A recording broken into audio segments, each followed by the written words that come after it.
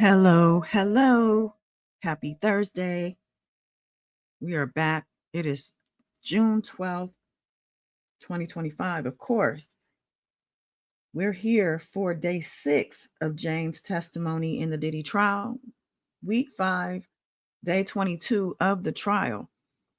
My bad for being late, too, by the way. I had some technical issues and I'm not sure I'm not going to have some more. So just be patient with me today. And you know what it is. If you're new here, listen, I have to give YouTube the time to notify my people and new people too that I'm live. So I usually give it about 6.5, 7 minutes.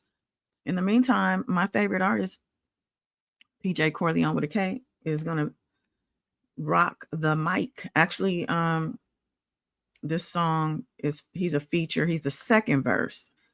JTA, John the Asian, featuring PJ Corleone. And it's called I Need Everything. Okay.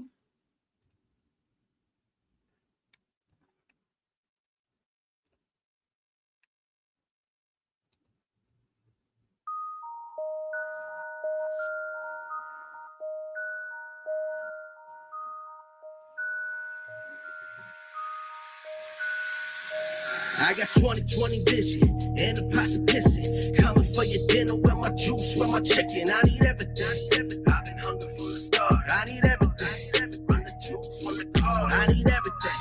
I need everything. Balenciaga, YSL, getting Fendi things. I need everything. I need everything. Not a little, not a lot. I mean everything. I need diamonds on my wristwatch. Two-tone AP with the big rocks. $500,000 on my neck, 6-figure on the dot. Hey, time to cut the check. I need Fendi, I need Gucci, yeah, that ball game. I need 20, 50s, 100s, yeah, that ball game. In the lamb with the top down. I've been running for a decade, I won't stop now. No price sticker, rockin' ball name, ice dripper. Licking on me, shorty, know it, I'm a nice tipper. You be creeping on the gram, bitch, I'll get her. Yeah, she fucking with a boss, I'm a fly. Feeling like I'm Biggie, better give me the loot. Feeling like I'm Bishop, better give me the juice. Came in riding in the Metro, about to leave in the coupe. You can miss me with the bull, boy, don't get it confused. I got 20/20 vision and a pot to pissing. Coming for your dinner, where my juice, where my chicken. I need everything. I've been hungry for the start. I need everything. Run the juice, run the car. I need everything. I need everything. Balenciaga, YSL, getting Fendi things. I need everything. I need everything. Not a little, not a lot. I mean everything. Point the pistol at him, take the money out the register. New bitch look like Sierra, it's apparent I done leveled up. No Yavis, it's Ferrari, push you started when I rev it up. My slimey's right behind me and beside me, fucking fair one. You gon' get it, ho, if you don't give me everything. Married to the game, flip the rock and bought a wedding ring. Shit that I be rocking out of stock, on top I better be. If I ever flop, I'm blocking pockets out your pair of jeans. Look, don't stare at me, spend everything on Beverly. Rare that there's a nigga out there spitting who ain't scared of me. Invited me, I missed it, hit DK, she do the scheduling. My exes all regret it, bitch, I'm on the big and better things. I need everything, hey, ring and a chain. Hey, drinking every leaf, I roll up full of Mary Jane. Harry girl, I hit to be a 10 with friends and everything. Hit up JTA like, what's the play? And he said, hey, I got 20/20 vision and a pot to pissing. Coming for your dinner, where my juice, where my chicken. I need everything. I've been hungry for the start. I need everything. Run the juice, run the car. I need everything. I need everything. Balenciaga, YSL, getting Fendi things. I need everything. I need everything. Not a little, not a lot. I mean everything. Cost to be a boss, I ain't never scared. We was scoping on the street, you was never there. Walking with a limp from the big pistols. See the fear in your eyes, see the bitch in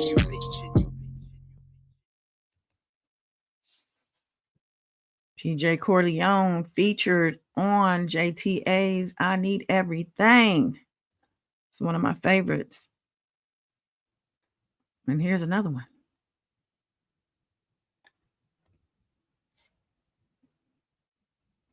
Dang that I PJ Corleone with a K. I'll be right back, y'all. Hang tight.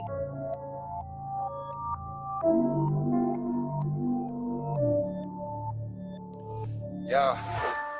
I just wanna roll with the gang that I came with. People switching lanes, that ain't new, that's the same shit. See me, we gon' move, we don't do the conversations.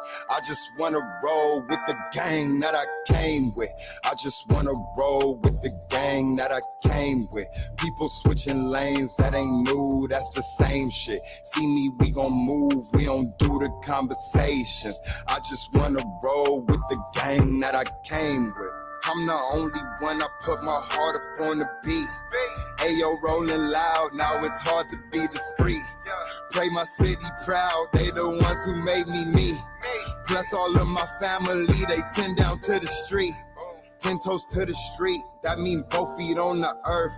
Lost myself and found myself, now I know what I'm worth.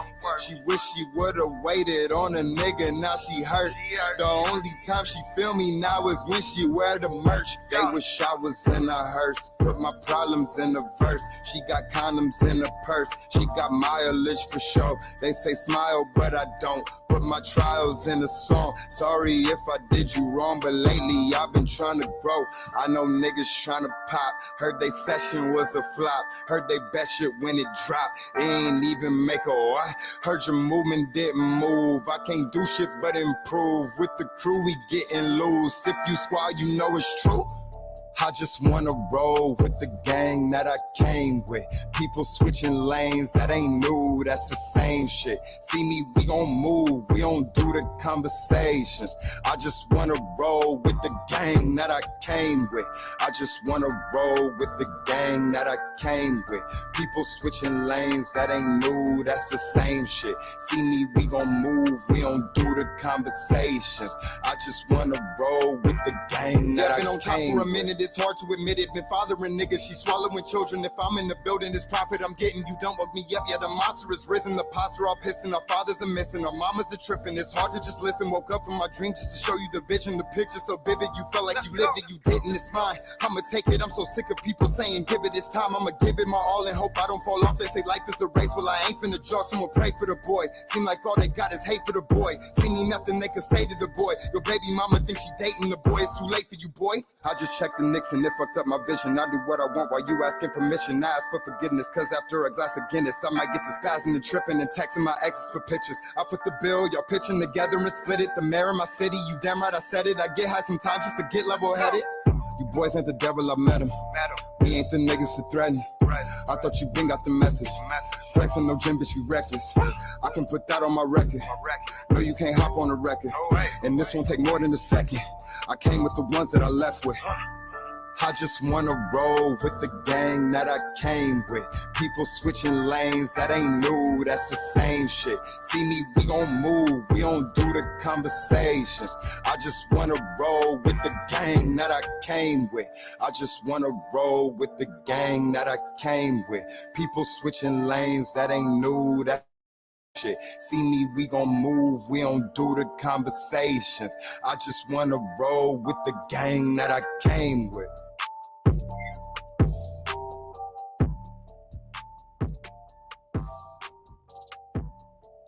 Yeah, PJ Corleone, the Odd Father mixtape number 3, baby.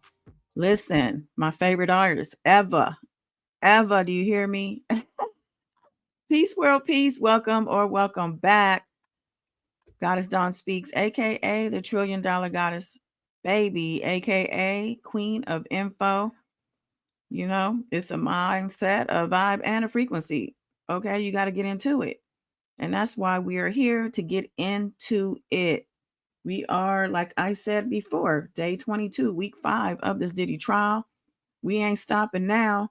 They say midway through. Prosecution is said to be finishing up their round next week, and then the defense will be up, and we have no idea how much time they are going to take. And I'm assuming they're gonna want to get this thing over with, because the longer it goes, the more opportunity for the feds to re-indict. I don't know if they can do that during the trial. They can also unveil new evidence or evidence that have been sealed previously, which is what they're doing. Okay, something apparently happened with some new digital evidence, a phone that apparently Diddy found or supposedly found after the raid. And there's some evidence on there that apparently is about to be admitted or has been admitted. But the judge, of course, the defense is fighting this thing tooth and nail. But, and this is relevant to Jane, by the way, the judge has gone ahead and ordered that it is allowable evidence. Okay, it is allowable evidence. So good for the prosecution on winning that one. Oh, let me say hi to everybody in the chat. The Chosen Ones, the Warriors. Thank you for being here. Yes, Faye Crossling. Hey, love. Happy. Is today Friday? I thought it was Thursday. Oh, Friday Eve. Okay, I see the Eve. Happy Friday Eve. Definitely. Yes, season Sagittarius. What's going on? I will see you in the replay. Well, we miss you too. We're going to have to get you back on here on a Saturday night, child. Thank you, Wild Wayne, for putting up that Cash App. I just paid my Pacer bill today, child. Yeah, not pretty. What's going on, Michelle? And if you didn't hear me yesterday, thank you so much for the donation. I appreciate you. Hug the babies. Who else is here? The Black Letter Law. What's going on? Salute to you, Ma. We're definitely going to get into that blackwomendaily.co on Instagram later. Yes, PJ Corleone in the building supporting his mama. Thank you so much and love the music, as I tell you on a regular. Definitely welcome all new subscribers. Please like this video, new or day one or in the middle. Go ahead and like this video. It's free. Okay, I appreciate your patience and standing by. Again, I was late. I had some technical stuff happening all of a sudden. Everything's fine till I'm about to hit the button. And then all of a sudden. But I am here. Blessed to be here. So thankful. Miss Money Penny. Yes. Thank you for the bells. Thank you for being here. I appreciate you, your support. I see you in my replay comments too. Ray 4911. Hey, y'all. Hey, y'all. What's going on? Good to see you. Miss Sunshine to you is here. Hello to you too. Yes. Definitely need that sunshine up in here. What's going on, Trav? Hello to you. Trav, the savior. Saved me the other day. Okay. And because of Trav, I actually have a new source on X. She is pretty damn good. She's in the courtroom as well, just like inside what is it? I don't forgot the man's name already. Inner City Press. She's a Black lady too. So we're following her tweets actually. Before we do that, let's go head over into the Washington Post and get the vibes. What is going on this Thursday morning before court starts? Well, according to Wesley Parnell of the Washington Post, he or she says a federal employee is wiping down benches and screens and making sure the computers used for evidence are in order as we get ready for the 22nd day of Sean Combs' trial. This was documented at 8:28 a.m. Eastern. So, spectators are waiting to enter the courtroom. At the close of trial on Wednesday, prosecutors said they would probably call their final witness sometimes next week, at which point the defense gets its turn. The question on everyone's mind is whether the trial will run past the 4th of July weekend. That will depend on how many witnesses Combs' team calls and how long the jury deliberates. I remember the judge said very sternly that he did not want to go past the 4th of July weekend. So hopefully this thing will be wrapped up sooner rather than later. Now, Wesley said as well, we are still expecting to hear from Judge Arun Subramanian about a juror who prosecutors claim was not forthcoming during the selection process and want thrown from the case. Combs' legal team has called this a thinly veiled effort to dismiss a Black juror. During the jury selection process, the 41-year-old man from the Bronx told lawyers that he worked at a correctional facility. It says he also reads the New York Post and GQ and was a fan of 90s hip hop, reggaeton, fantasy football as well, and that he has a daughter. So somewhere in there, they saying that he was not telling the truth. They found out some things. Now, when he says he was a fan of 90s hip hop, that should have been a clue that he might be a fan of Diddy, because that was his era, the 90s. So it says Sean Combs' defense requested time yesterday, to respond to the government's allegation. Now, there's a slew of motions and letters and responses from the judge in the docket as well. When I looked this morning, I wanted to go find out about this cell phone evidence, and it's, I came to find there's a lot of letters to read. So in order to keep track, I have to just do it in order. Now, the first thing that came up was the judge allowing the evidence that was admitted on June 6th after the defense had motion to strike. They had motion to strike once the government had submitted this, but they even noted, the government did, that the objection that they posed in the courtroom was overruled. So everything seemed to be fine. These are notes that Jane wrote to herself, apparently, that they're not wanting into evidence. They don't want the jury to see these notes. They're saying that they weren't properly admitted, and that they're unfairly prejudicial to their client, to the defendant. But the government says this is going to show her state of mind prior to her meeting with us, because the defense was basically trying to say that the government, who even is able to say whether you are telling the truth or not. Who is it? The government, because they're the ones leading this thing. They're the ones who met with you over and over again to talk about how you're going to handle this. How do we know if you're telling the truth? But the government says that these things need to be shown to the jury so they can make the decision of whether or not, by any combination of force, fraud, and coercion, was she made to do these hotel nights. Okay, because they're paying people to travel to have sex. They're paying people, he's paying her to travel to have sex. This is trafficking. And it could be any combo. And I believe two of them maybe have to be, I'm not sure, but force, fraud, and or coercion. Now, fraud, if you want to argue it, I believe I've seen the fraud, the love bombing and the gaslighting. Okay, so yeah, let's just get right into today's testimony. Now, the lady, just to show you for a second, this lady, do I see Marcus X Sarah in my chat? Where have you been, King? How are you? So good to see you. Wow. Okay, Faye said, I've been looking forward to this too. Oh, Miss Money Penny says she's been looking forward to this. Okay, well, let's not keep y'all waiting any longer. Good to see you, Marcus. Okay, so the lady that I'm gonna follow, because it's hard to toggle back and forth. I'll try just to pick up any crumbs that drop that are missed by one or the other.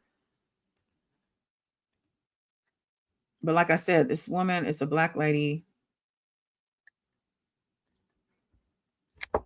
Let's see if I can make this bigger.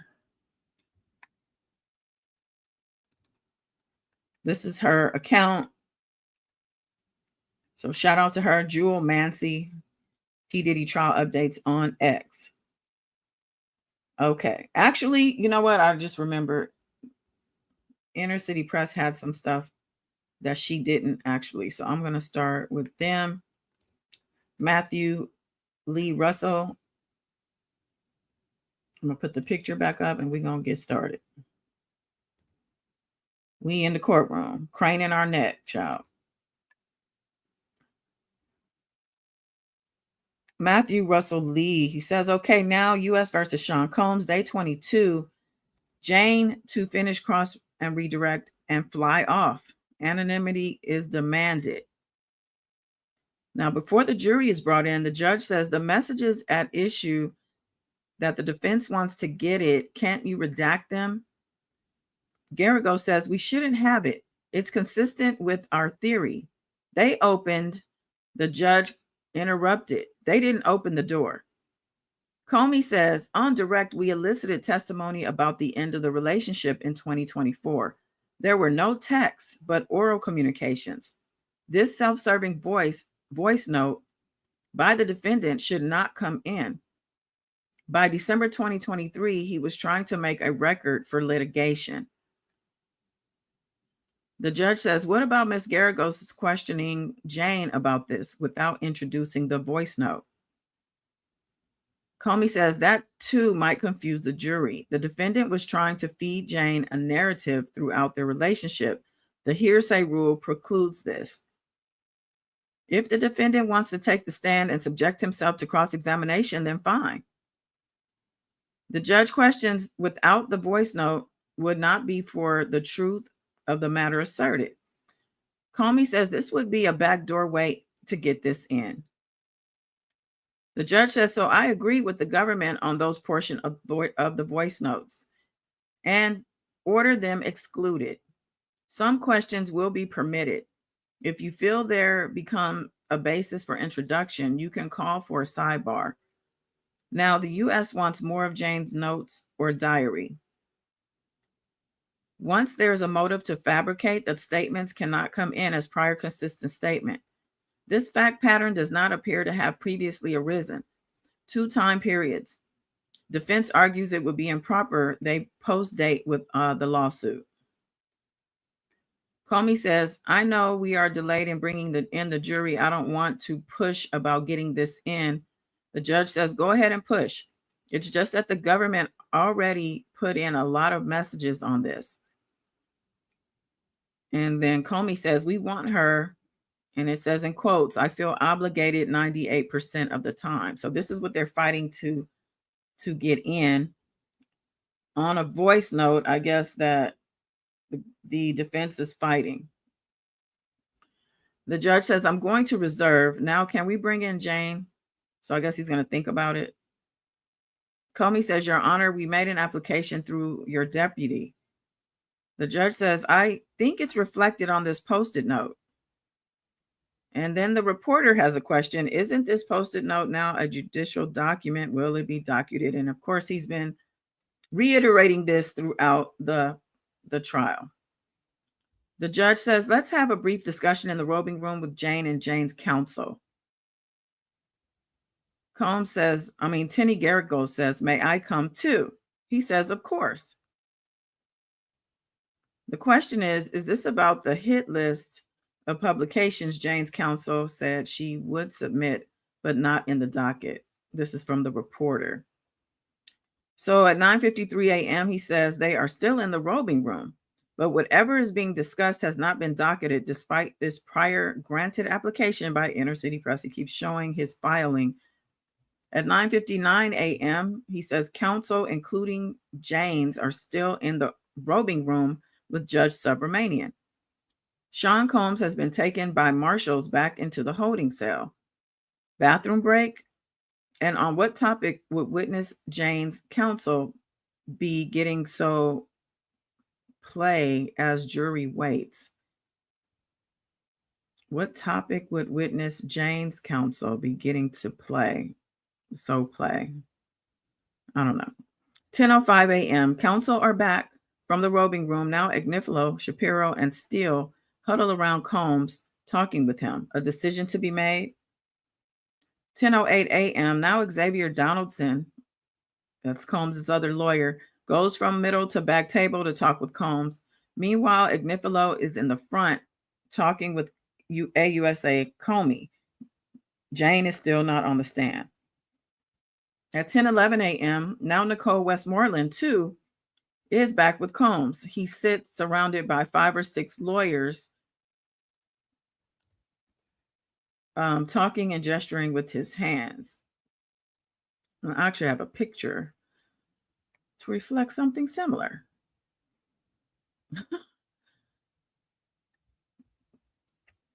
So they're commiserating over whatever happened in that robing room.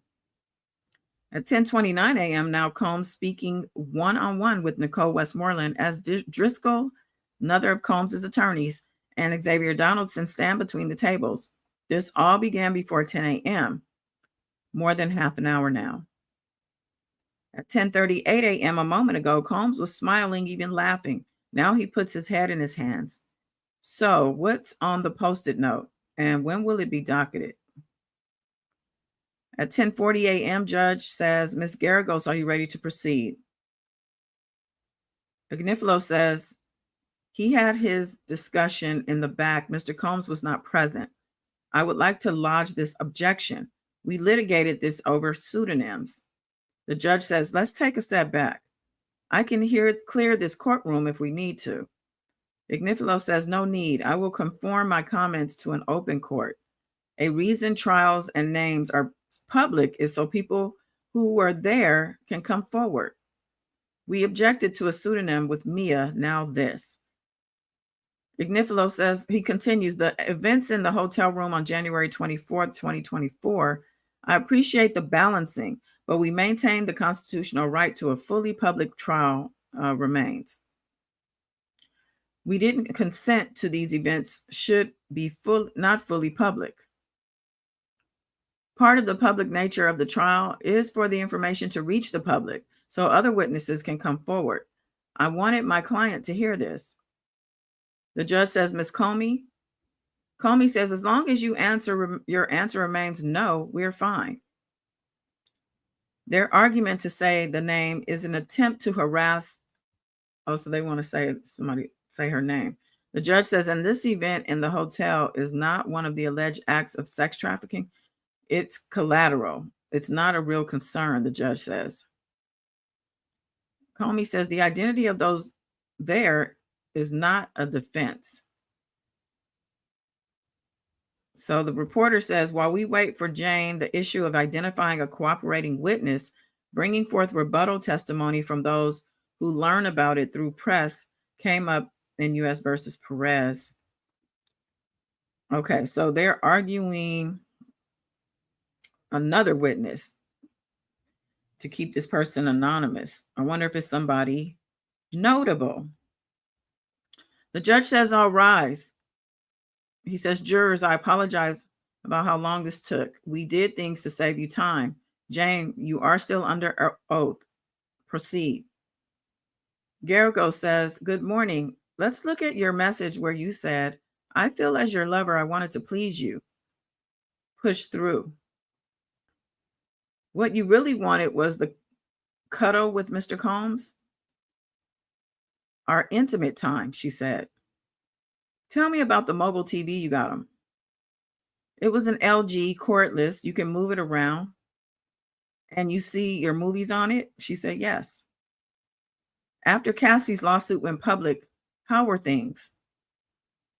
I came to find out that another woman had the same experience as I had. I put out that energy on him, and he was already down. So resentment. Everything was hard. A hard month? Yes. Let's play the voice note. Sean Combs' voice. I don't want to be in a relationship like this. I don't want to make anyone feel like this. Let's end this cycle so you don't feel like I wasted your life. Garagos asks, are there more messages like this? She says, yes. Garagos says, does Sean often say to you, I'm a solutions person. I just want solutions? She said, yes. You wrote, I took on a lot in those rooms. Please don't discredit me. And he wrote, never discredit you. She said, yes.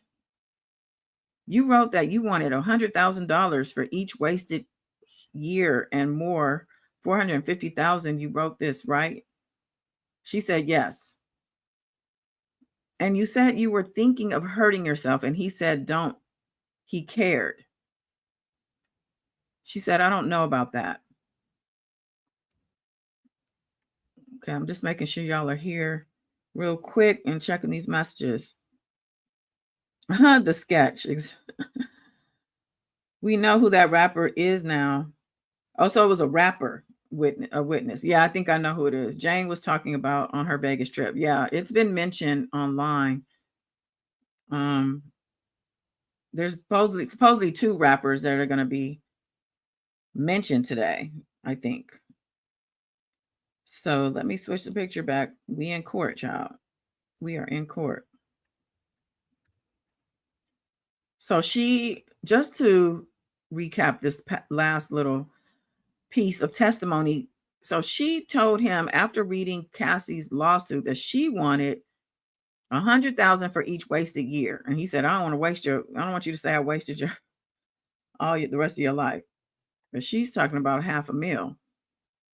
Okay, so she admits to saying this, but not necessarily about wanting to hurt herself. So then Garrigo says, you said you didn't have friends at that time.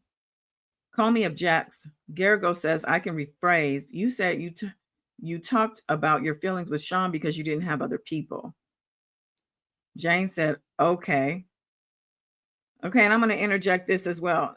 That doesn't necessarily mean you don't have friends. She probably just didn't want to tell anybody about that. I mean, who else can she talk about that, the hotel nights, but the person she's actually having them with, because she's embarrassed probably to share that with anybody.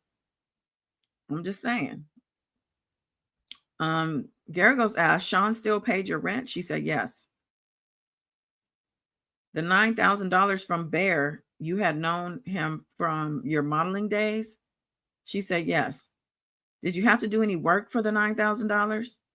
She said, no. The rapper you mentioned, he was close with Mr. Combs?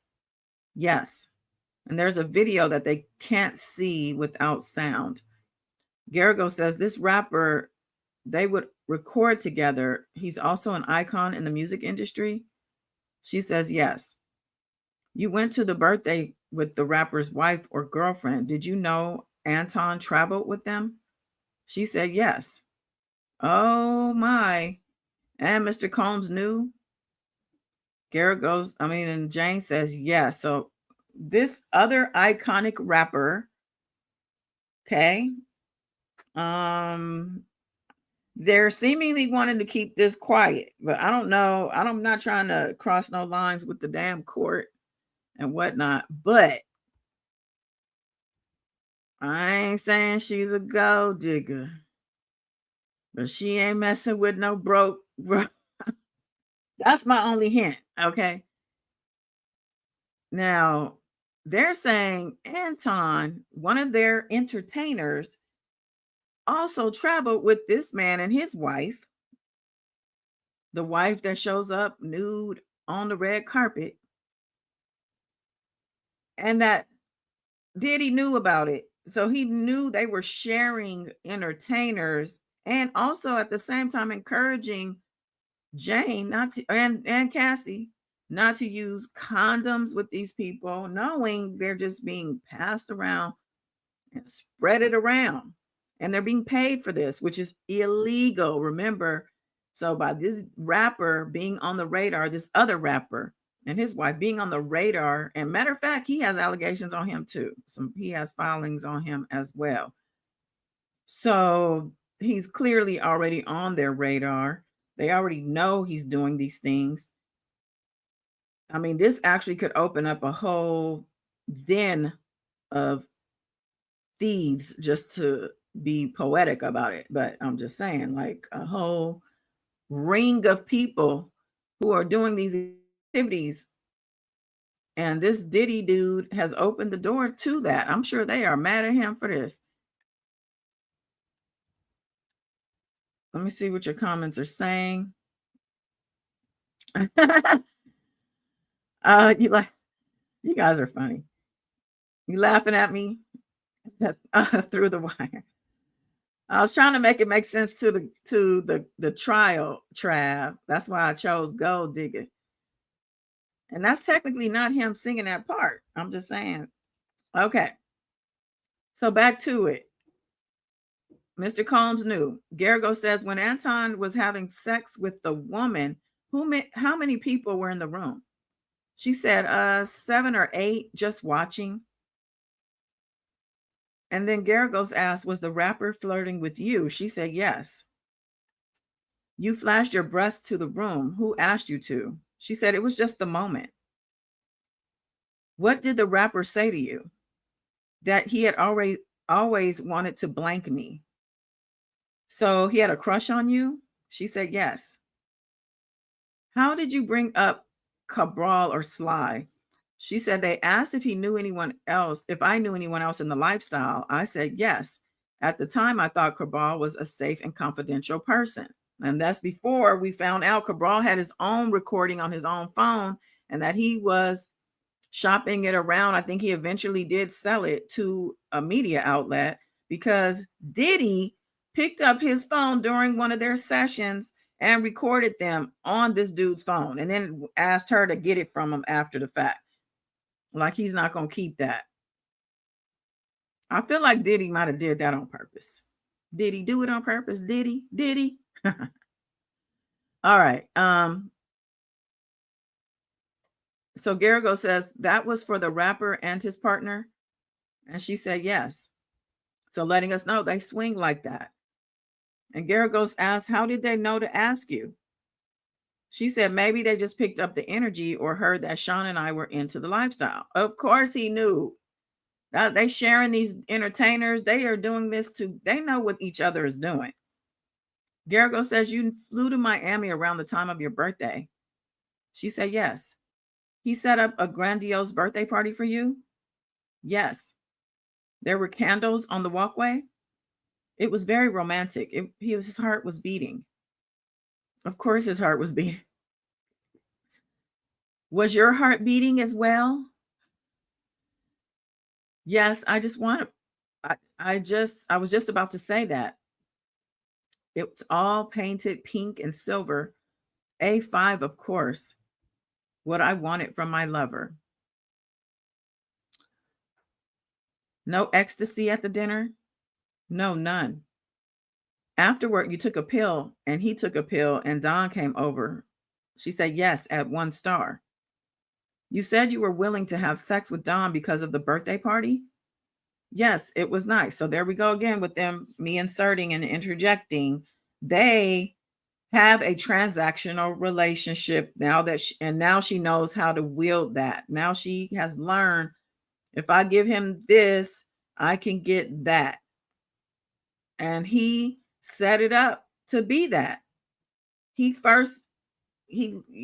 just saying, he groomed her into this lifestyle. He tricked himself off. So Garagos says, this is between you and Paul. You asked, do you have any plans for Valentine's Day? She says, right. You said you wanted to see Paul as a person? She said, yes. You said after Cassie's lawsuit, you saw changes in Sean? She said, yes. You said Sean would write to you, I'm single, I'm polyamorous, and that hurt you? Yes. After the lawsuit, he went to saying, we are in a relationship. You are my girlfriend. That means a lot to you?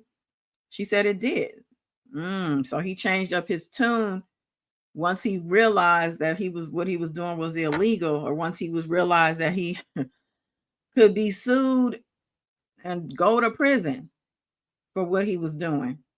And the fact that Jane is out here a loose end. So he had to reel her back in by gaslighting her about the fact that they are in a relationship.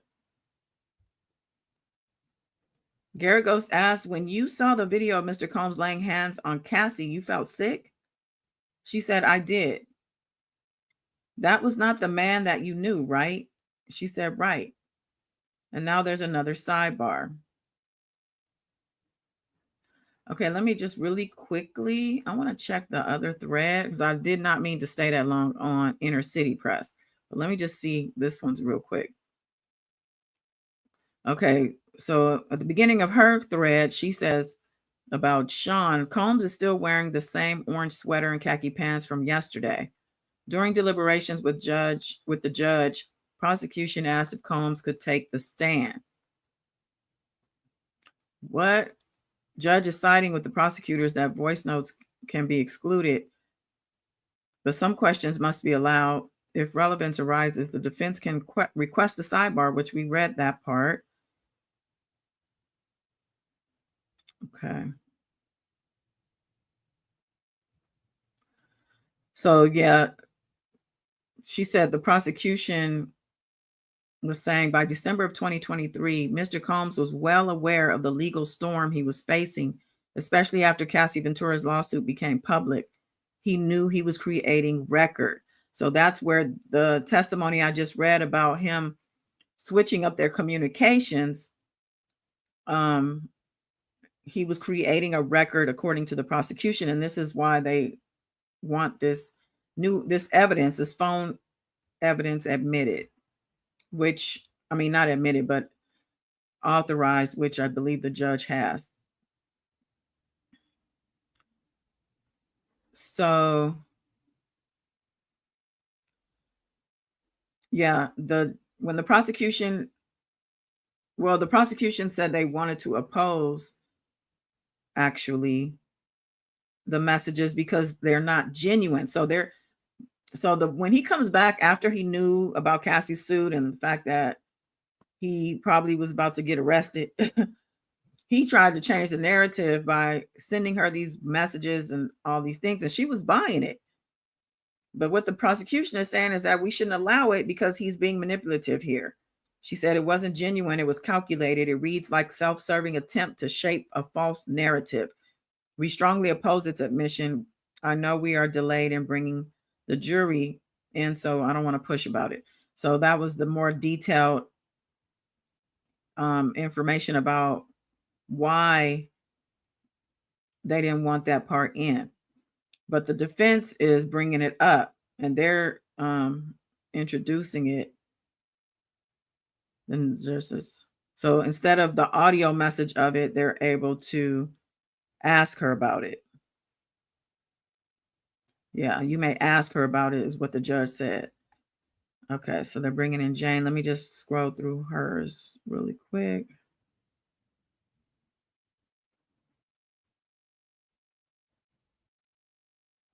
Okay.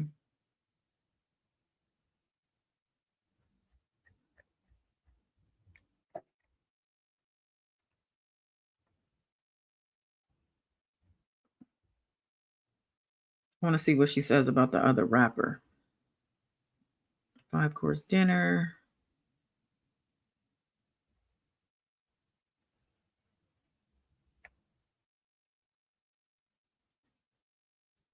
Okay, she felt sick when she saw the video of him beating on Cassie. They're back from their sidebar. They're saying when you saw him in the video with Cassie, that was not the man you knew, right? She said, that's right.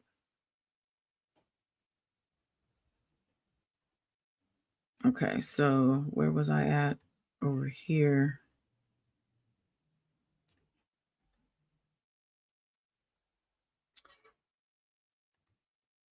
Okay, they're back from the sidebar.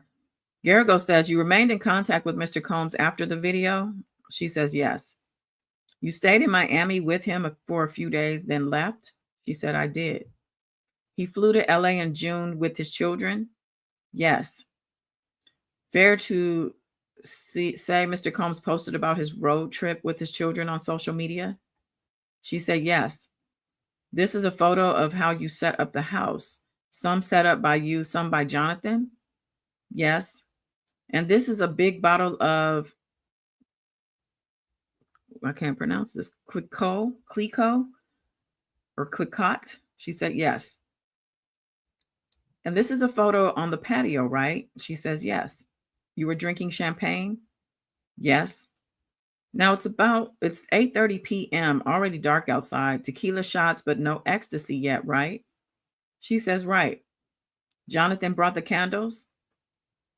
And Garagos then says, play the video. Okay. Now, that was from Inner City Press. Let me go over to P. Diddy trial updates. So when they get back from sidebar, she says, same thing. Were you still in contact with Sean after the video? She says, yes. Did you stay with him in Miami before leaving? She said yes. Did you notice any changes in how Sean treated you? She said yes. He was more loving, spent more quality time with me. And Garrigo says, how did that affect your feelings toward him? She said, my feelings deepened. And see, this, me interjecting, goes to what the government was saying about the fact that once he knew what was happening after the lawsuit from Cassie, he deliberately and very manipulatively changed his ways toward Jane to reel her back in or make sure she, had his back. And so she's saying by him doing this, her feelings actually deepened for him. And Garrigo said, would you say there was growth in the relationship? She said, yes, we experienced some growth. He flew to LA in June with his kids, right? She said, yes. Would you agree that Mr. Combs posted about that road trip with his children on social media? Yes. And then they show the photos, like I read. She actually shows a picture of the liquor, the champagne. Jane confirmed that 8:30 p.m. she was drinking on the patio, like they said, and it was dark outside. And she says half an hour later, she and Combs were fighting. She admitted calling him a PDF file, knowing the girl was not underage, it says. Jane admitted to pushing Combs' head into the counter and throwing a candle at him. Her first physical altercation with him, her first. She used a button lock on the door, not a physical one. He yelled that she was crazy. She then hid in the closet. Okay. So they played this video. It says music and voice of Combs, championship Boston Celtics. And then after that, a half an hour later, they were fighting. So the other reporter was able to catch the fact that he was more loving towards her. He was definitely more material acting. And then half an hour later, he says after this video, they were fighting.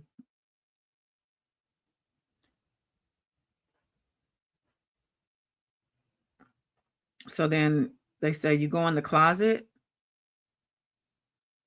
She says, yes.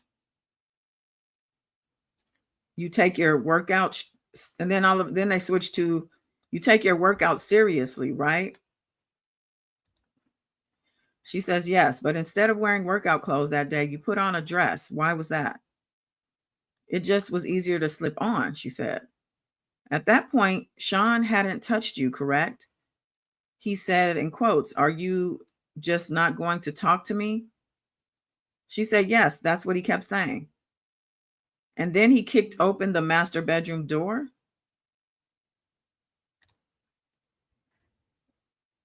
And she said, yes, I ran into the master bedroom and locked the door. What happened then? What did you say? I screamed that I hated him and I wanted him to leave me alone.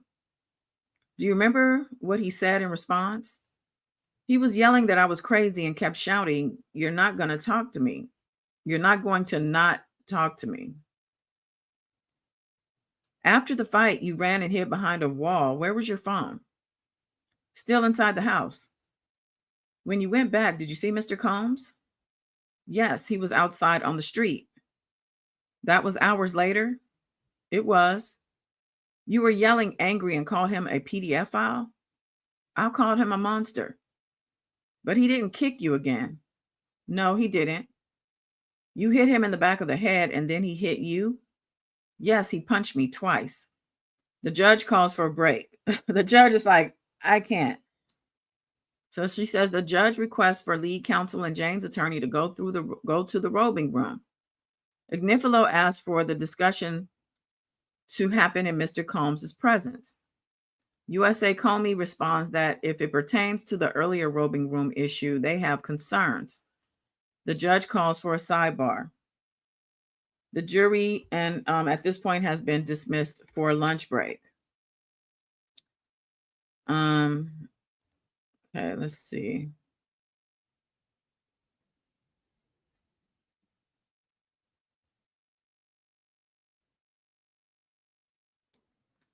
So yeah, when they get back from the sidebar, the judge says, I'm really just going to break for lunch. There's nothing to put on the record.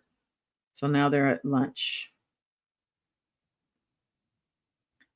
Okay, now when they come back from lunch, but before arguments, before the jury comes back in, headphones are being set up in the jury box. Defense wants to play them something sealed at the end of their cross-examination of Jane. Combs is sitting surrounded by a half dozen of his lawyers. Okay, let me see if she has the same thing.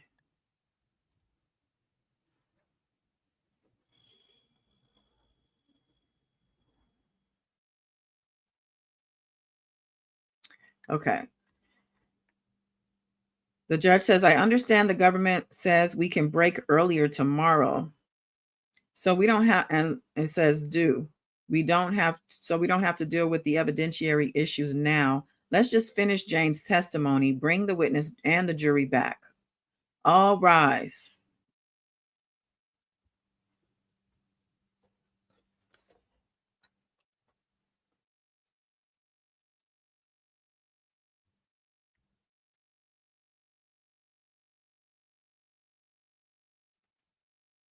Garagos asked, while you fought, Mr. Combs was yelling, you're trying to get me to never see my kids again, right? And she says, yes. And you said he was dragging you by your hair, right? Yes, I was telling him to stop. You got his phone? She said, yes. And you called the woman in Miami? She says, yes. You asked her, did you go to the Grand Canyon with him? I'm asking you, woman to woman. She says, yes. And she said, you're worrying about the wrong things, woman to woman. She said, yes.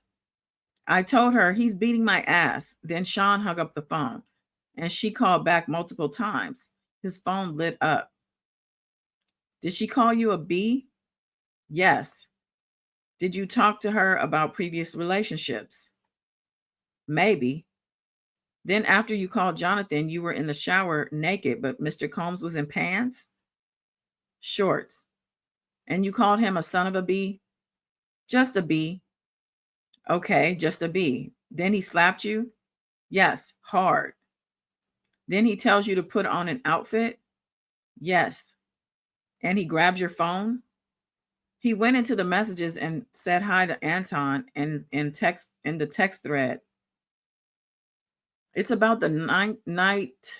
It's about the night in January you went to Las Vegas. She said yes.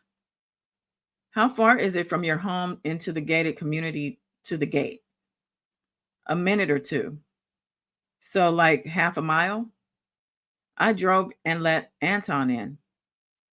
She said, yes, I drove and let Anton in. Champagne and tequila, but still no drugs. She says, right. You and Sean go into the bedroom. You told him you went to Vegas? Yes. You told him you flashed your breasts? Not then. You told him you referred Cabral to the other rapper? Not yet. Did Mr. Combs how could you go to another man's freak off? Did Mr. Combs, it must yell at you. Did Mr. Combs yell at you? How could you go to another man's freak off? She said, yes, he yelled that. Then you say, Sean told you, go out and F him, and you said no? I said no. Then he pushed a pill in my face. Okay, hold on.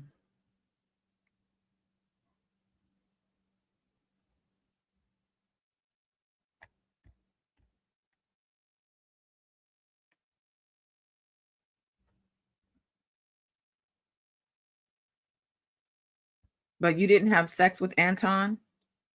Not that kind of sex. You gave Anton oral sex? Yes. Then Sean dismissed him, and you told Anton you'd send him money later? I did. This was the first time you didn't have an intimate moment with your partner after the entertainer left? Yes. And he said again, I can't believe you went to another man's freak off. Yes. He was referring to that rapper. Yes. When you saw Mr. Combs traveling with another woman in Wyoming, did that upset you? Yes, because I was at home with a black eye. You hadn't had forced sex with Anton, correct? No, it was forced oral sex.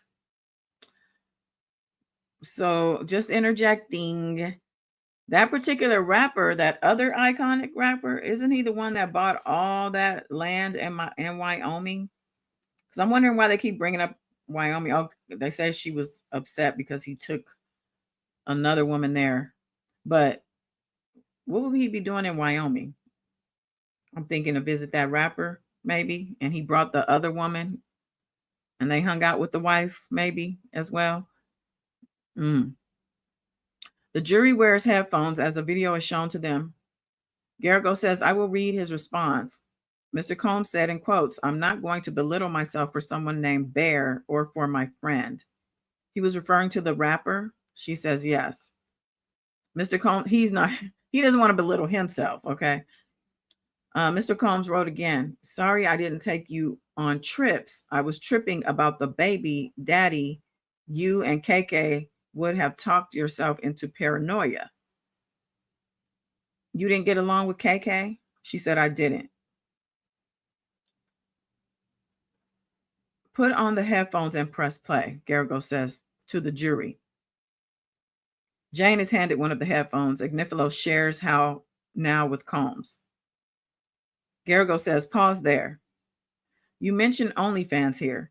At that time, you'd been earning from it about 4 or 5 months, right? She says, yes. Did you ask him why he couldn't balance things like the hotel nights and private travel? Yes. And you wrote, did the other girls just pressure you more for trips and I didn't? I just want to know where I went wrong. She says, yes. Combs said, that is my friend. I was okay with where we should stop. Now press play and stop. There's no sound in the public gallery, it's noted. Garrigo says, you said we broke up and I went to one birthday party, not with the rapper, just with my friend. Garrigo says, you wrote that you wrote here that I don't even have anything postable. You mean for Instagram? She said, I did.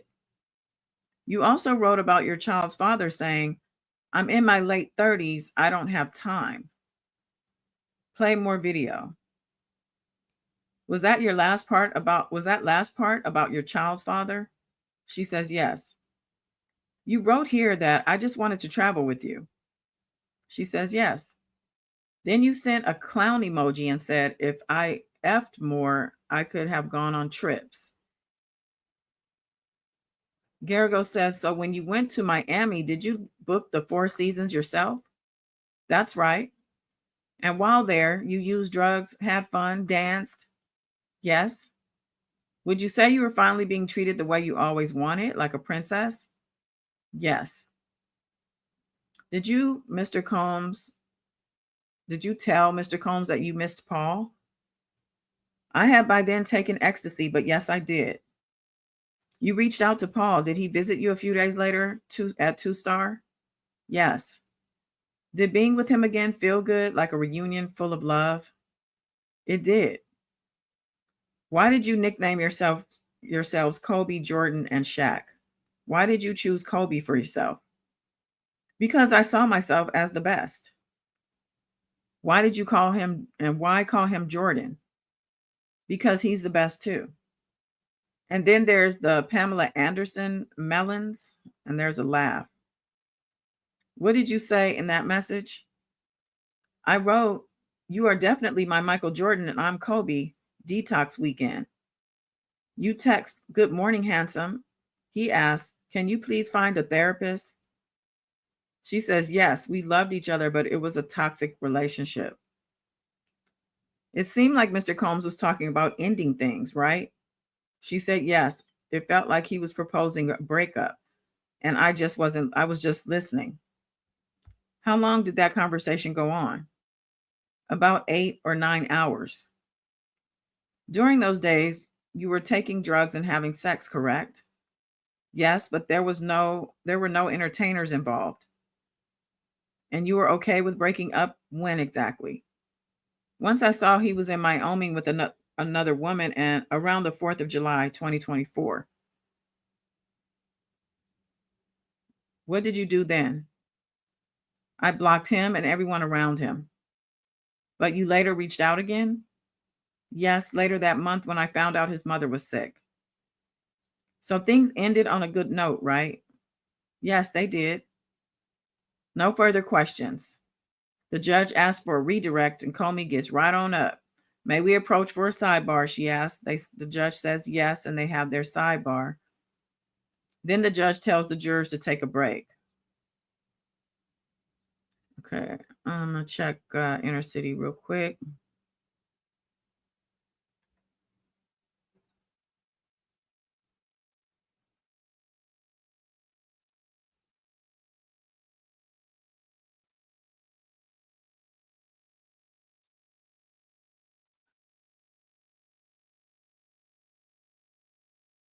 So yeah, the judge says, jurors, you may have a comfort break and avoid the white noise.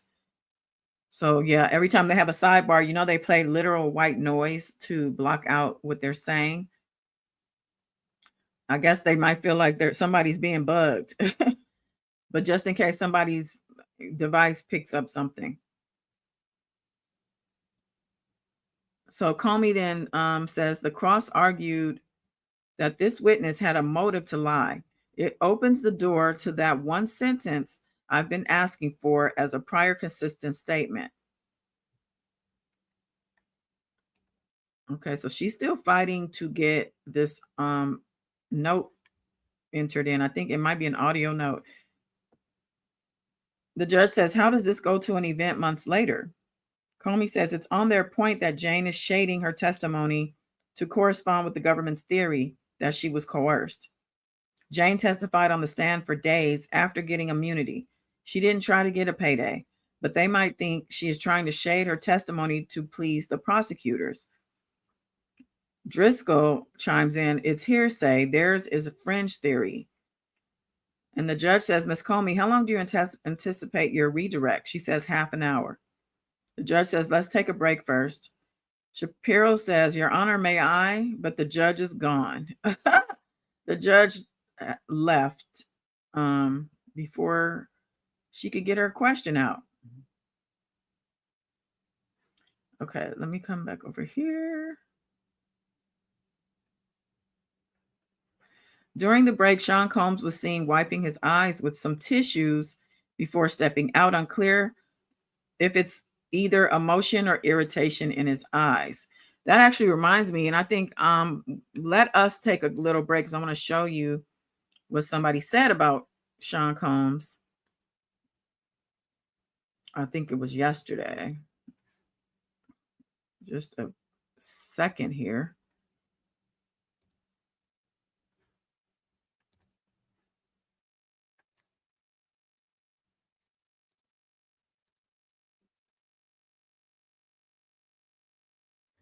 I think it was on Instagram.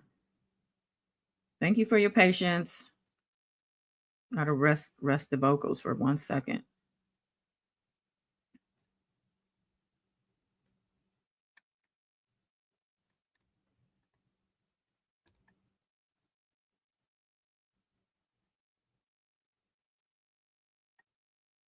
Okay, here we go.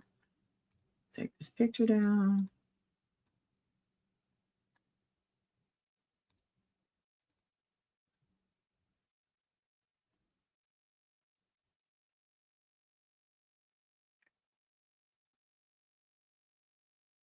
I literally just saw it. Where'd it go?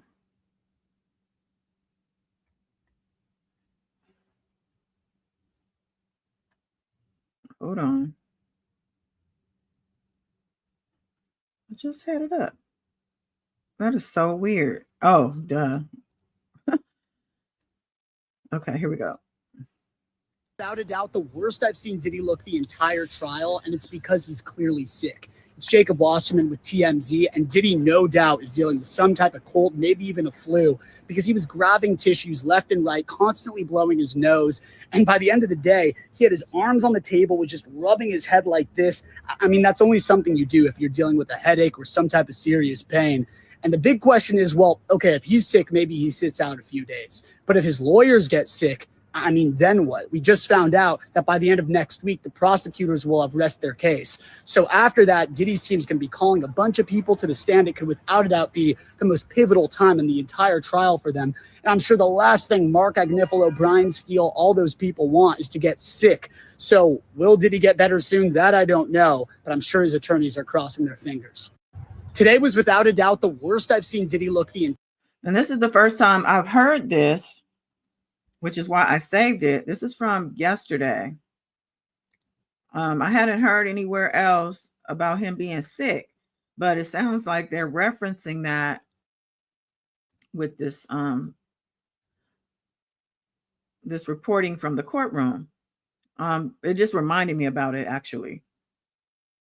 So, because the person says unclear if it's either emotion or irritation in his eyes. But according to that guy, he's sick. And the way he described it, it seemed that everyone would have already noticed that. But anyway, she's questioning it. So they're back from their break. Maureen Comey is now questioning Jane on redirect examination. The USA pulls up Exhibit G101, page 6 and 7, and zoom in.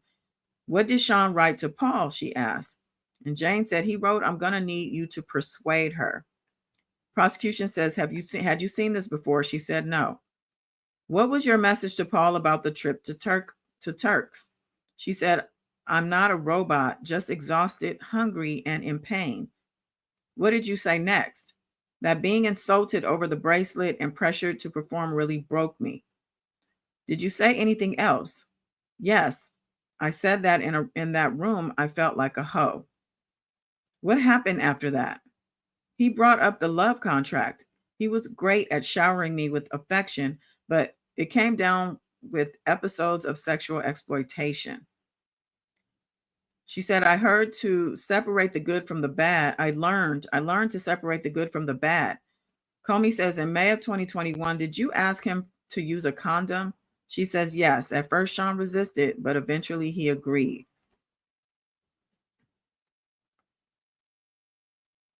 And what about the next time? He mocked me. So Sean let you use a condom? Yes. Did you ever want to have sex with Cabral? No. Did you fake orgasms with the entertainers? Yes, I was performing, put it on a show for Sean. When did Sean threaten to release video of you? In December of 2023, I called KK after that. Regarding Sean's drug use, how did you signal that you were tired? I'd make little faces, sigh a bit. And how would Sean typically react to that? He'd just say, push through, one more round. How did you try to avoid setting up a hotel night? I would try to steer the evening in a different direction.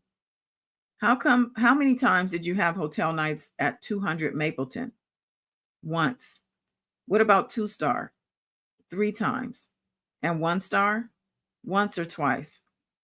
Did you ever message the entertainers after your encounters? Yes, sometimes I'd send them a nice message afterward. Why did you do that? I didn't want them to feel used. I wanted them to feel good about it. Can you remember the exact date of every hotel night you had with Mr. Combs? No, I can't. Do you wish you could? I wish I could forget them. I felt overwhelmed. It was just too much pressure. Can you explain what you mean? And now she's sobbing. On those nights with other men, I kept asking myself, why do I have to cross my own limits and still end up being treated so badly?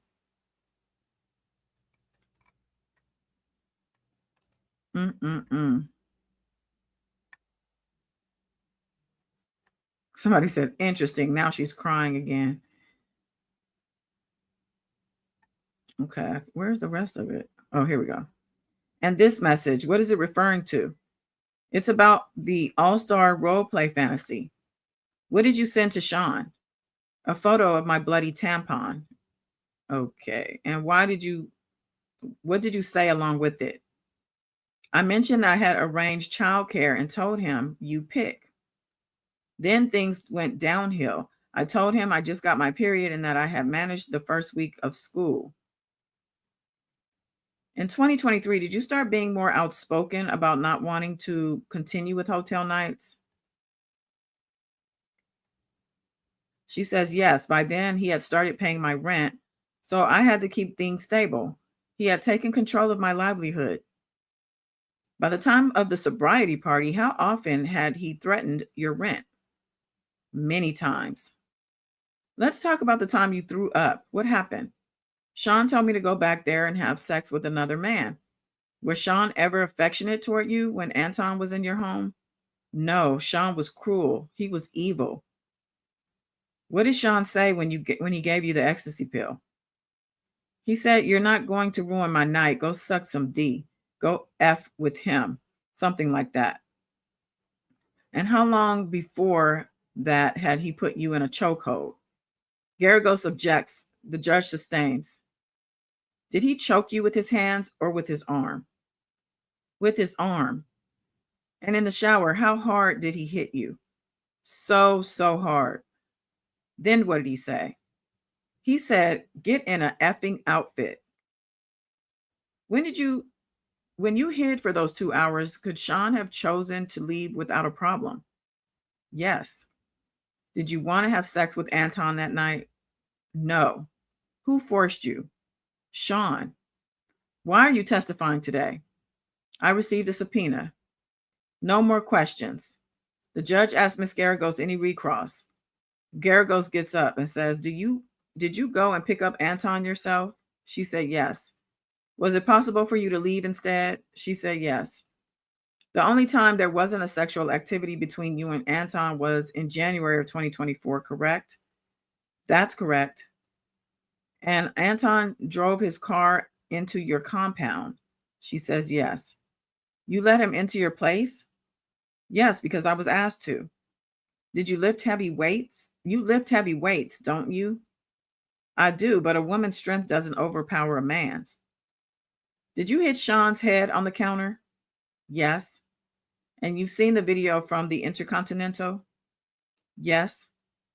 In January of 2024, did you refer Cabral to another rapper? Yes. Earlier, you were asked if you would give up the money to not have had sex with those men, but you didn't give up your home. You wouldn't give up your home? She said, my child and I live there. It's not that simple. It's hard. You receive $5,000 per month in child support? She says, yes. And your child's father is extremely wealthy, correct? Yes. Over a span of 3 years, Mr. Combs wired you $150,000. Is that accurate?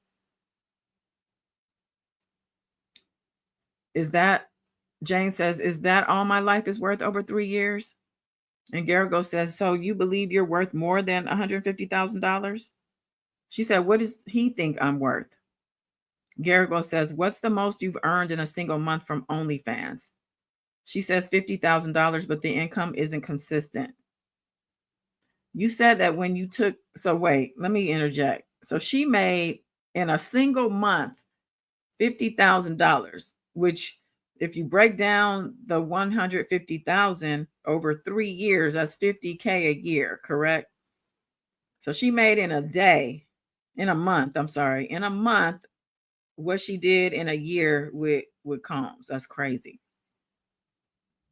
So Garagos asks, you said that when you told Mr. Combs you were hungry, it was your way of signaling you didn't want to have sex? She said, yes. But he didn't give you food? He knew I meant something else. But he still gave you food? She said, yes. Did you tell Cabral that the sex you had with him was great? Yes, but didn't you get Mr. Combs a portable TV so he could watch videos of you having sex with entertainers? It was so I didn't have to sleep with other men anymore. And sometimes you both watched the videos without involving other men. The whole experience was terrible. But did that happen? Judge says, Jane, answer the questions directly. Jane says, yes. What did you see as you prepared for today? She said, my truth. Did you see records showing there were times you didn't have hotel nights? She says, lucky me. But those times did exist, correct? She said, thank God. Didn't Sean say throughout your relationship that you could leave, that you could break up if you wanted to? She said, he said that, but just because he said it, that's not what he meant. You didn't want to break up with him, did you? She says, no, I didn't.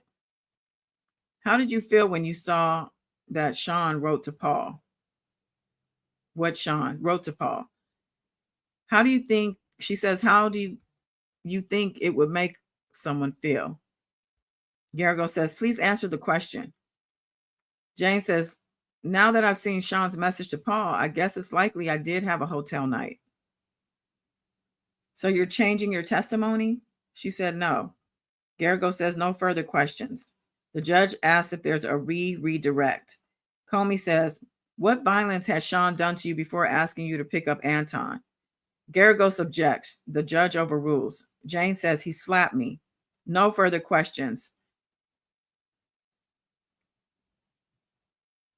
It says Garrigos says that, but I think that's the government. The judge says, thank you, Jane. Jane goes to hug USA Comey and defense attorney Tenny Garrigos before leaving the courtroom. So Jane went and hugged both the prosecution and the defense before she left. So is that her way of showing Sean that she's being neutral here and just telling her truth? Because what? And why are they hugging anybody in the court? I'm not, what?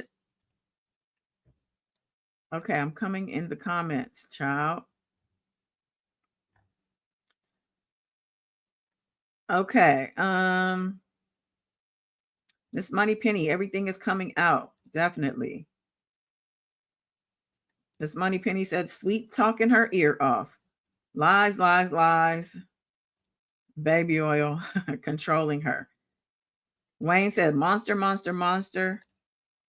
Faye says, Diddy is a total control freak. Faye says, I can't believe she's still on the stand. Right. She's finally done, child. I feel the weight of relief off me.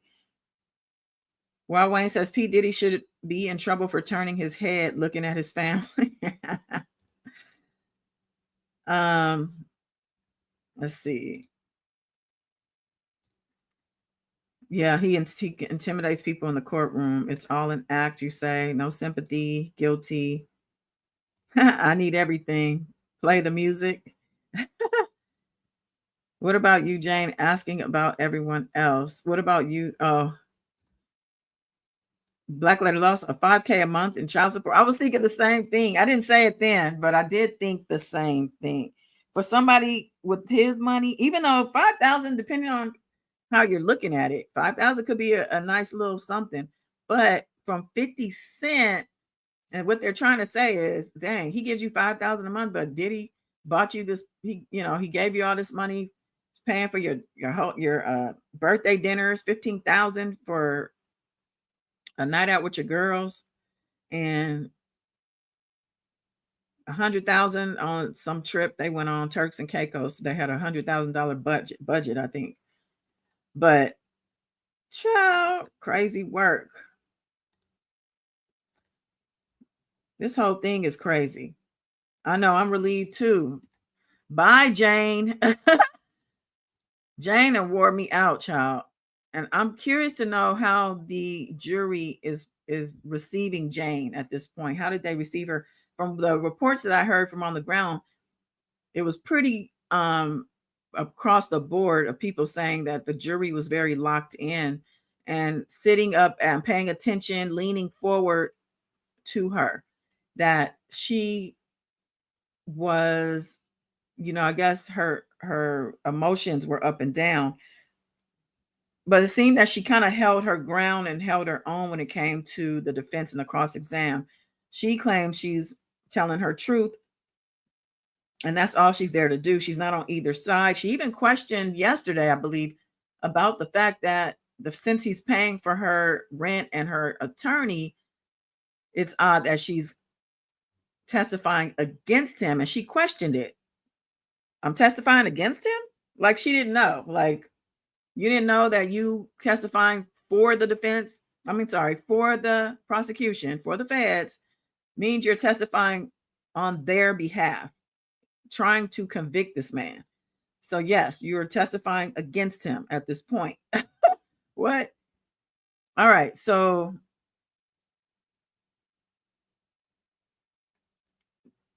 that the two hugs just really blew me away there. So they continue to report here. The jurors leave, and USA Slavic says we need rulings on Miss Sankar's summary charts. The judge says I have a letter from yesterday.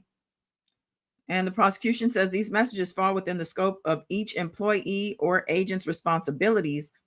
The conversation includes the defendant, KK,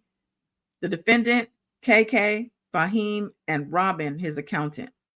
We will redact the initial message regarding the Maybach truck purchase. So remember, Young Miami got a Maybach truck from from Diddy. And Jane was very upset about that.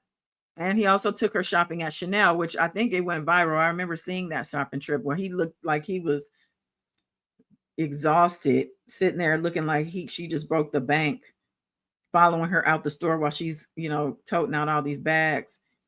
And I personally saw it as PR. I really did. I really thought Diddy linked up with her more so to keep him plugged into the youth. Okay, let's not forget this man is in his mid 50s. And Young Miami, she and her City Girls co-rapper. I'm trying to think of her name. Her name just slipped my mind. But Young Miami and the City Girls, were pretty hot and for a couple years there, until they themselves started fighting. And people are even saying Diddy is the cause of that, because when Diddy came into the picture, Young Miami was paying more attention to him than she was about doing any music, even admitting later that she didn't really even want to do music. That wasn't really even her bag. It was just something she was doing because she knew, basically I'm popping and I need to be out front and center, whatever it is whatever that means, so it just so happened she, was a rapper and it worked for her. But for Diddy, who is aging out, and even though he was getting all these accolades right before his arrest, like Key to the City and all these icon awards and whatnot, that really just says you're on your way out. Like you are retired and you're getting all your cigars or flowers or whatever. And it's really not saying that you're still plugged in. You got you're tapped into the culture. You still, got it going on. You're still popping. People still care. That doesn't say that really. It just says you've done all these things and we're going to reward you for that. Like you're more of a legacy act at this point. And I don't think that really sat well with him. He always tries to present himself as somebody who is tapped in and plugged in and the leader of the Black excellence movement, and just somebody who's on the radar. So I think he probably behind the scenes had people coordinating with others to get him these things. Where's my key to the city? Where's this? Where's that? I'm not, out there touring. I'm not in the studio with these new artists. I'm not breaking any artists. I'm not doing anything really but freak offs. But being seen with Young Miami was more of a benefit to him. And I think he was just paying her for that. I mean, who knows? I believe she was having sex with him. I think she was doing the freak offs too. Her and Santana, her best friend, supposedly her best friend, at least at that time, they were hanging tough together. They were with Diddy together all the time. So, but let's see what this reporter says about what happened after everybody was dismissed from court. So the prosecution says that these messages fall within the scope of each employee. So, okay, so the chart that the defense is arguing is a summary chart of evidence that they want to present to the jury. the prosecution's been talking about this chart for a while and basically trying to get it ready and into the liking of the defense because they had issues with it. But it seems that there's still issues. The judge says, can we shorten this exhibit and cut out the flowers? And prosecution says flowers, she says in quotes, is slang for marijuana. And it's funny because that was actually my nickname for it back in the day when we used to talk about it on the phone. It's, are you bringing flowers? All right. Driscoll, Diddy's employee says, or lawyer says, this is the first time we're hearing that. And the prosecution says there's also a message about paying Guido. He was a drug dealer. We've already introduced other 49-page chat logs into evidence. The judge says, who will testify about the meaning of flowers? She says, we have 2 witnesses lined up. Two drug dealers coming aboard the Diddy train, or 2 probably drug dealers. Or KK. The USA says, we have 2 witnesses lined up, and the judge says, regarding Exhibit A 518, the USA says, yes, D-Rock, Fahim, and the defendant himself once counted $1 million in cash by hand. And the court says it's resuming tomorrow at 9 a.m. Eastern, and that wraps today's trial. Recap coming shortly. Shout out to Peach Diddy trial updates on X. Let me see if Inner City Press added anything different or additional. Let's see. Judge says, defense, in what way did Jane's lawsuit constitute the type of influence as in the Tommy case? Driscoll says she could still file a lawsuit. And the judge says the application to admit the exhibit we have been discussing is denied. The government has not brought forward any authority on this. And then it says Jane re-enters the juror's file in. Oh, this is before. Okay. So what? Hold on.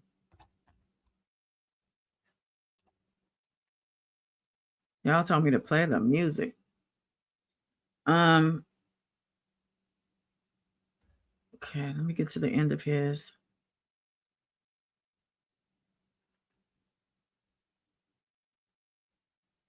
Okay. Ignifilo asked for a bathroom break. Combs is led into the holding cell. If we can't resolve the chart, Ms. Sankar can testify Monday. KK is in these charts. And then the judge says, okay, Monday. And Shapiro says, until 8:30 for letter on juror. He says, okay. And then they're adjourned at this point. Oh, wait a minute. Wait. Hold on. I missed something.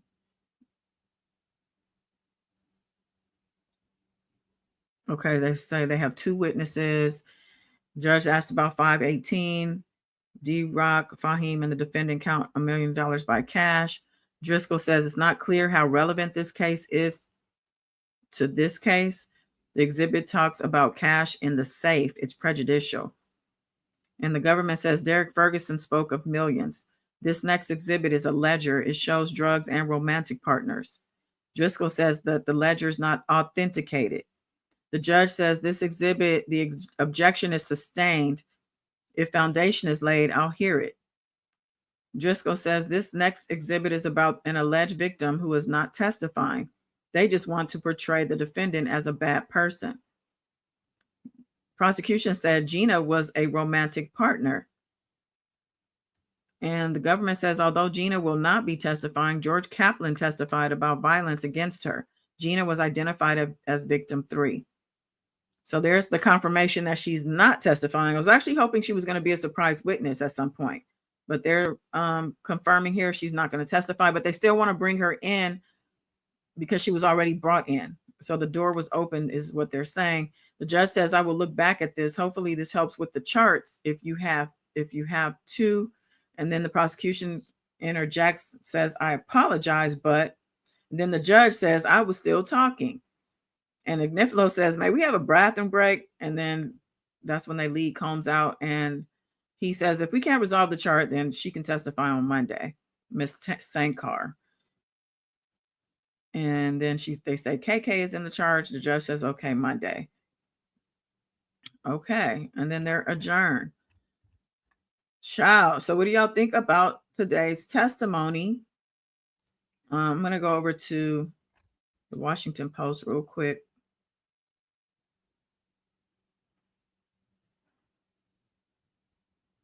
Yeah, they do a lot of what they call retreading of testimony. Some things we hear it, but we see it from a different angle, depending on who's asking the questions.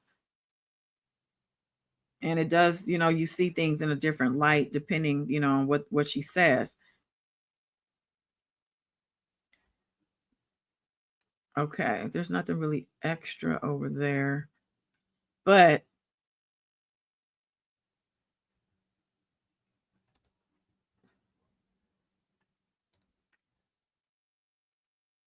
what's going on, Andrew?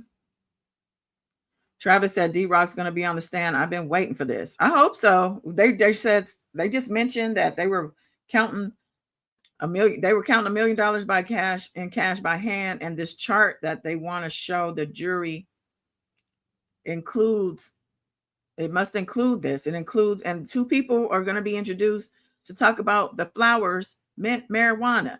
And it has to be somebody who served up the drugs, child.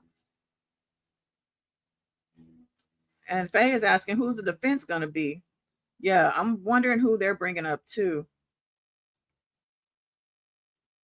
Miss Moneypenny said, you owe. Don't try it, Diddy. Black Letter Law says 50 Cent just posted that Ye and Bianca arrived at the courthouse this morning, but were denied entry. What? Now, was he trolling when he said that? Because I could see Kanye and her showing up, but I would think that would be everywhere. I haven't been online in a while today, but if you said he just posted it, I believe that, because they love to cause a distraction. And if they know they're being mentioned, I can see that too. I don't see them getting on the stand. I don't see either of them testifying or anything like that though. But I do see that that's somewhere they would want to be seen. And they also want to cause a distraction. Diddy might even said, come on to the courthouse, bring Bianca, make sure she's wearing that red carpet special. Not that she would be let in, but I'm just saying, the press would go insane if that had happened. Yeah, the hugs was crazy. She hugged both the prosecutor and the defense attorney. And yeah, that said to me that she's just kind of trying to say, I'm just in the middle. I'm just telling my truth. I'm not against you. And I ain't really for you either. Wow. So let's see. I have a couple things I saved.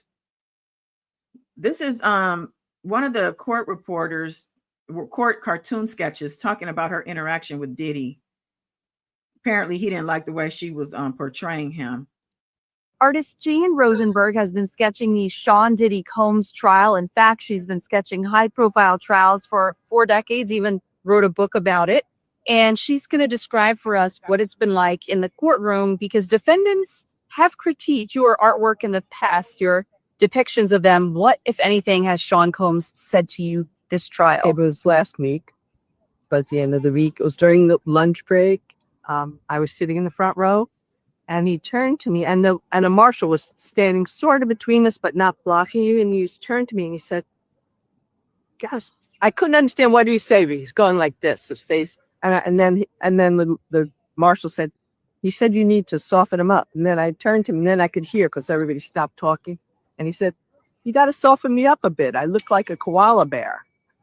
I didn't know what a koala bear looked like. I had to go and Google it. And I could see the white goatee on a koala bear. Maybe that's why people have thought that about him. Somebody said that it was tweeted out that he did look like a koala bear, but I don't know. Has he said anything to you since? Have you adjusted your sketches in any way? No, I haven't. No, I haven't. And we know that in the courtroom, the judge scolded the defense and said that he noticed Mr. Combs nodding at the jury, said it had to stop. Otherwise, he may have to take certain measures. And one of those measures could be excluding him from the courtroom. What have you observed? Because, you're focused on him. You're looking at him. What have you seen him do in that courtroom? I have seen him nodding and shaking his head no and yes a lot. Agreeing with the witness or disagreeing a lot. And then the judge scolded him, and maybe he skipped a day or two, but today he's back at the nodding and the shaking his head. Any final observations that you've noticed either in the gallery or with the jury, maybe any family or friends that have been there for Combs? Anything else you've noticed worth mentioning? I did ride down the elevator with the family after that same day as the koala bear incident, and they said they really appreciate my artwork, said I'm very unbiased, and thanked me. And they said, I told them that, but he just told me that I made him look like a koala bear, and everybody giggled, and then the door opened and I got out, and that was it. Artist Jane Rosenberg has been. So yeah, I can imagine the sketch artists seeing so much. They're very observant people in general, and then just to be having to sit there all day is a lot. So I want to also, I'm not the biggest fan of this guy, Choke No Joke, but I do, some things he's saying about at least this trial I've been listening to. And he has something interesting to say about the fact that that other rapper being brought in and what that could mean. Y'all remember for years and years that I've been telling y'all about the secret cult in the industry, gay boule, whatever. Well, in the Diddy case, it's all about to come out. Kanye and Rick Ross have now been mentioned by the FBI or the feds or the prosecution. And guess what's getting ready to happen? All hell is about to break loose. It's all about to be exposed. Better hope you're not involved. I'll be live at 7 p.m.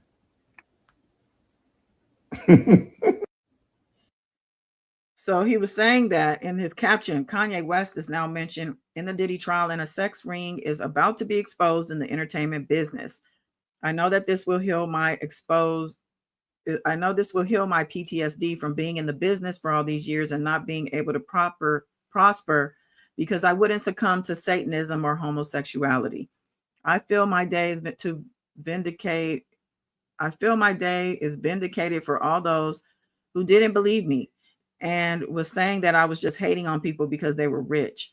Well, this is the day I prayed for, he says, for this secret society to be exposed and for these people to know that these people aren't more talented than me. They're just succumbed to something I wouldn't. I thank Allah for keeping me headstrong and thank my mother for raising me in poverty because that's what built my integrity. You can't make me sell my soul for anything when I survived off of not having shit. Now I get to look at you bastards in your eyes through them blacked out shades and smile at all you sucker MFers. God is good. I definitely agree with God is good all the time. Let's see. I think this is the other audio. Hey, baby, we had a great time. Stay in the light. It's all good. Get your rest. You are pipe. That's my new name for you, pipe. Or should I call you CP? But yeah, I want you to stay in the light. You know what I'm saying? We had a very, very good time together. Like so much fun. So much fun. Now go rest up. Get in your bag. You know what I'm saying? Got your contract. Find a nice little spot. Put your mind at ease. And yeah, I had a great time. And I really, really want you to get some rest. I didn't know about you throwing up and all that. That's when I was like, hold up a second. All right, get some rest, baby. Love. So if you come in for 24 hours, yeah, you always wanted to set some up. So now you got the opportunity. So set some up for tomorrow night. That last vision we had was Dawn and ATL. See you put it together, baby. Hey, baby, we had a great time. Stay in the light. Stay in the light, he says. This is when he gave her the nickname Crack Pipe, if y'all remember from yesterday. So there's all the confirmation from that in this audio that we aren't privy to, obviously, in the courtroom, but this is what the public heard. And he had to sit and listen to. I'm sure he's beyond embarrassed by all of this being made public. But somebody like him, sometimes people like him, they don't care what type of attention it is as long as they get attention. But right now he is in his embarrassed humiliation, we'll say humiliation era. This is his humiliation era. And this could be the way he goes out humiliated. I don't see how he can even recover from this stuff. There's still, it seems, even more people coming out seemingly defending him. I hear people saying, oh, this is just, I still to this day on TikTok, there was a live where they were talking about this case. And I'm still hearing people, especially men, Black men specifically, saying it's just freaky sex and it's his business. It's just bedroom stuff. But I don't understand why the fact that there was, so the sex trafficking, they're paying for these people, okay? Traveling, booking them, coming to and from state to state, out the country, illegal. There was also mention of, let's not forget Capricorn's testimony about the kidnapping. She was the first-hand person to say this happened to me. He had a GUN and made me go. And also on the tape of the hotel, him dragging Cassie back to the room like that and all, that's kidnapping, child. You can't hold nobody against their will. Now, also, there was the bribery of the hotel for the footage, and then there was the extortion of Cassie's parents. So extortion, bribery, the S trafficking, there's a couple elements under that. The Mann Act, which is the state to state for prostitution, which would be her, Jane, Cassie, doing these things under his pressure or whatever, under his direction. Here's a post about the fact that Jane Doe admits she felt jealous because Diddy and Young Miami were public with their relationship while she was kept hidden, and all while he showered Miami with Chanel and even gifted her a Maybach. And here's a picture of her posing with it very shamelessly. And people are kind of saying, well, they're just mad because he glorified a Black girl, which meaning Miami is a full-on Black girl versus some of these other women who are either mixed or of other persuasions. And most of the time, those are the ones who get the treatment, who get the public outings and the cars and the this and that. But this woman is saying the entitlement got them jealous, their entitlement, because they're used to things being the other way around. Like, how dare he put that Black girl out on Front Street and have me hidden when I look like this, that type of thing. And here's her shopping at Chanel. And these are the Instagrams that supposedly got, or Jane said, she said it out her own mouth, got her pissed. She was upset by seeing this stuff. She's just scrolling, sitting there with her black eye after she had experienced all this horrible stuff with this man, 3 men back to back for this man, no condom, all the nastiness. And then you turn to your phone because you're trying to recuperate, and you see this motherfucker out here taking this girl shopping, buying her a car, and she's calling him a PDF file because to her, Young Miami is a child, even though I believe she's in her early 20s. So she's closer to 40. So she's feeling away. Somebody's laughing. Oh, she understood the assignment. Miami did. People seem to be siding with Miami. I ain't mad at her. She fell to the side. They fell in the baby oil. Diddy loved and wanted Miami bad, and it showed. His heart was with Miami, and they saw that and got jealous. Okay, I wouldn't say all that. Like I said earlier, I feel like Miami was a look for him because he, like I said, he's aging out at this point. He is a legacy act. He is not popping like he used to be. honestly, it was just an evolvement. Like it was a natural evolvement. This is what happens when we get older. You naturally evolve into a different space. He just didn't want to, he didn't want that. He just didn't want that. So looks to me like he played himself. That's what I'm getting. Diddy played himself. Andrew said my young Miami was 28. She was 28 at that time. So she's close to 30 herself. Money Penny said his voice makes my skin crawl. Black Letter Law said he may be trolling because of the mention of Wyoming. Yeah, I'm pretty sure he's following along, and he probably knows more than we do. I'm thinking 50 does, meaning. But listen, we went a little long today, huh? I'm just noticing. But that's what I'm gonna leave it with today, y'all. We're gonna be back tomorrow, Friday. We're gonna find out who these two witnesses are gonna be, who are gonna talk to us about the flowers being actually marijuana. And I'm very curious to see who these two witnesses are. Now, we have somebody, who was it in the chat? Was it you, Trav? Somebody said it might be D-Rock and Faham, or D-Rock. Well, they said D-Rock. D-Rock's probably going to be on the stand. I hope it's D-Rock, and I hope it's KK. I hope, because KK was carrying too. She was doing all of that. Thank you. Thank you guys for hanging out and hey, spending this time going through this mess with me. We're doing this together, okay? We're going to end this thing strong. All right, till tomorrow, y'all. Lock in. Peace.